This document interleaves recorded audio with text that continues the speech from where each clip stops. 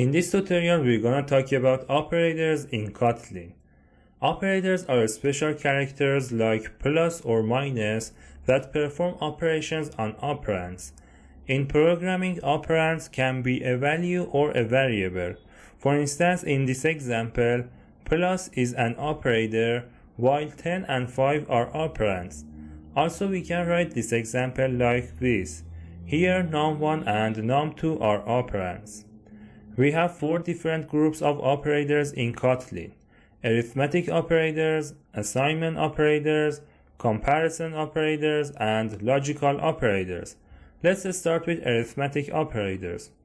Arithmetic operators, as their name implies, they perform mathematical operations on numbers, so we can use them with numerical data types. In Kotlin and other programming languages, there are 7 different arithmetic operators. For example, the first one can be the plus operator that we use to add 2 numbers together. So here I create a variable named plus, and for its value I write 10 plus 5. Now I print the plus variable to see its value. As you see, it prints 15, which is the result of adding 5 to 10. Also, we can use operators with variables. So here in our example, we can declare a variable for 10, for example num1, and declare another variable for 5, for example num2, and here instead of writing 10 plus 5, we can write num1 plus num2. Now if we run the project, as you see, we'll get 15 as before. Also, we have another operator for subtracting numbers. So here I create a variable named minus, and for its value I write num1 minus num2. Now let's print it and run the project to see its result. As you see, it prints 5, which is the result of subtracting 5 from 10. Also, we have the multiplication operator to multiply 2 numbers. The symbol of the multiplication operator is asterisk.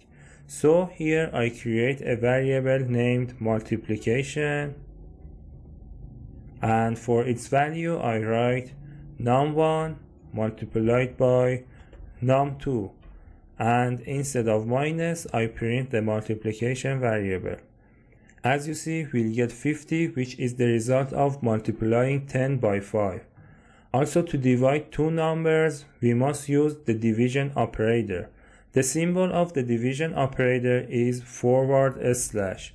So here I create a variable named division, and for its value I write num1 divided by num2, and here I print the division variable. Now I run the project. As you see, it prints 2. Also, by using the module operator, we can get the remainder of a division. The symbol of the module operator is the %sign. So I declare another variable named module, and for its value I write num1 %sign num2. Now I pass the module variable to the print function and run the project. As you see, it prints 0. The next operator is the increment operator. We use the increment operator to increase the value of a variable by 1 in a short way. Let me show you in an example. Imagine I want to increase the value of num1 to 11. So first I change the val keyword to the var to make it possible to reassign a new value to this variable. So here I can write num1 is equal to num1 plus 1. In this way I add 1 to num1 and reassign its result to num1 variable. Now if we print this variable and run the project, as you see, we get 11. But to achieve this result, we can use a shorter way, which is using the increment operator. So here, instead of writing is equal to num1 plus 1, after the num1 we can write plus plus. Now if we run the project, as you see, we'll get the same result as before. And in this group we have the decrement operator, which is opposite of the increment operator. So here instead of writing plus plus, we can write minus minus. Now if we run the project, because the decrement operator decreases the value of a variable by 1, in the console it will print 9. Let's run the project and see the result. As you see, it prints 9 in the console. This is all for the arithmetic operators, and the next group of operators is assignment operators. So let me remove these lines and examine the assignment operator. We use the assignment operators to assign a value to a variable. For example, here in our example, we are using an assignment operator to assign 10 to num1 variable. But we have other types of assignment operators, and we call them augmented assignment operators. We use augmented assignment operators to assign a value to a variable in a short way. For example, if I want to increase the value of the num1 to 15, one way is like this. I can write num1 is equal to num1 plus 5. And here if I print the num1 variable, as you see, we'll get 15. But to achieve this, we can use the addition and assignment operator. So here, instead of writing num1 is equal to num1 plus 5, I can write something like this: num1 plus equal 5. Now if I run the project, as you see, we'll get 15 as before. Also we have the subtraction and assignment operator, which is opposite of the addition and assignment operator. So here instead of plus, I write minus and run the project to see the result. As you see, it prints 5. It is the same as if I write this line like this: num1 is equal to num1 minus 5. And the other operator is multiplication assignment operator. So here instead of minus, I write asterisk and run the project to see the result. As you see, we'll get 50. And the other one is division and assignment operator. So here instead of asterisk, I write / and then run the project. We'll get 2. And lastly, we have the module and assignment operator. So here instead of / I write %, and run the project. We'll get 0.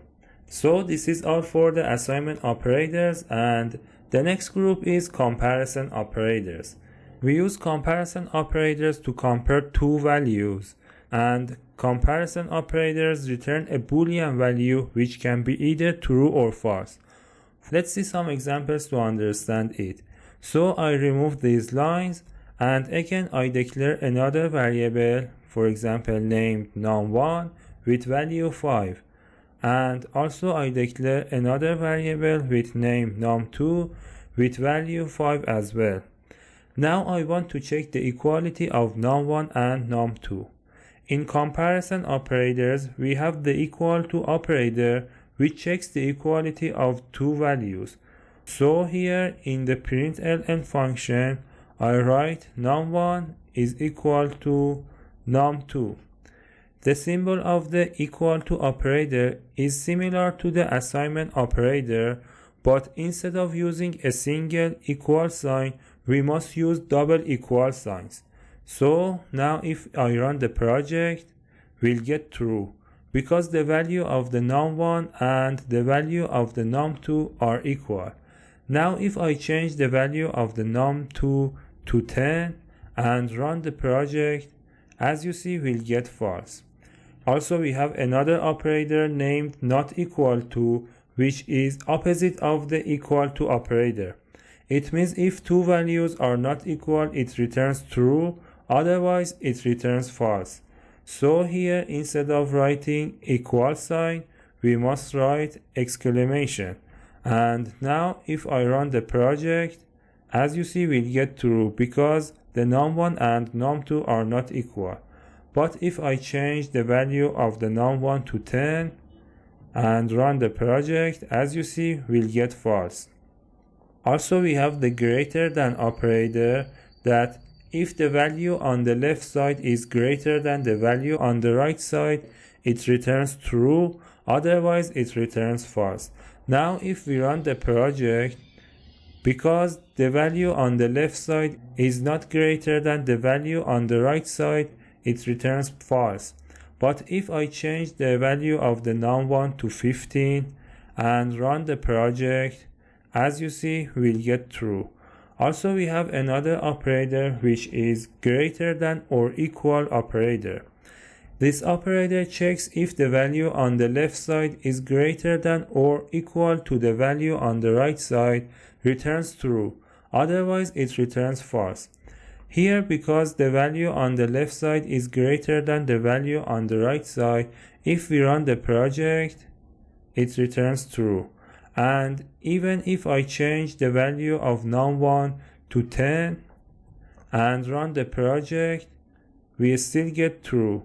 But if I change the value of num1, for example, to 5 and run the project, because now the value on the left side is not either greater than or equal to the value on the right side, it returns false. Also, we have another operator which is less than operator. The less than operator is opposite of the greater than operator. It means it checks that if the value on the left side is less than the value on the right side, returns true, otherwise it returns false. Now, because the value on the left side is less than the value on the right side, if we run the project, we'll get true. And also we have another operator which is less than or equal operator.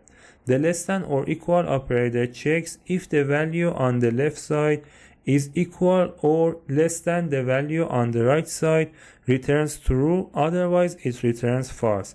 So here I write an equal sign and run the project. Now, because the value on the left side is less than the value on the right side, we still get true. And even if I change num1 to 10 and run the project, because both values are equal, we'll get true. And if I change num1 to 15 and run the project, because the value on the left side is not less than the value on the right side, we'll get false.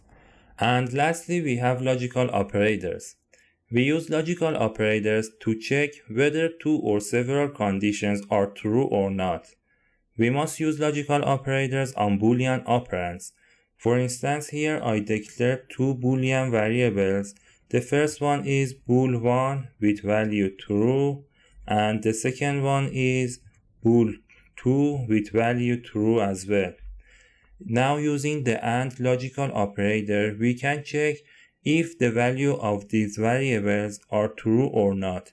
So here I write bool1 and bool2. The AND operator works in this way. It checks if all the conditions are true, it returns true, otherwise it returns false. So here if we run the project, because all the conditions are true, it returns true. And for example here, if I change the value of the bool1 to false and run the project, because this condition is not true anymore, it returns false. Also, we can combine logical operators with comparison operators, because as we learned, comparison operators return a Boolean value. Imagine we want to check if the value of the num1 is equal to 15 and if the value of the num2 is equal to 10. So I remove these lines and here I write is num1 equal to 15 and is num2 equal to 10. Now if we run the project, because both conditions are true, it returns true. Now if I change the value of num1 to 5 and run the project, Because this condition is not true, it returns false. Also, we have the OR operator that returns true if at least one of the conditions is true. The symbol of this operator is double pipe. So now if we run the project, here because this condition is still true, it returns true. Now if I change the value of num2 to 20 and run the project, because all of the conditions are false, it returns false. And lastly, we have the NOT operator that reverts a Boolean value. For example, here I declare a variable named isValid with value true. As we know, if we print this variable and run the project, it prints true. But if I use the NOT operator, it prints false. To do this, we must add an exclamation mark here. Now, by running the project, as you see, it prints false. This is all for this tutorial, and you probably think it's hard to memorize all of these operators at once. But instead of trying to memorize all of these operators, I want you to create a new project and test all of these operators by yourself.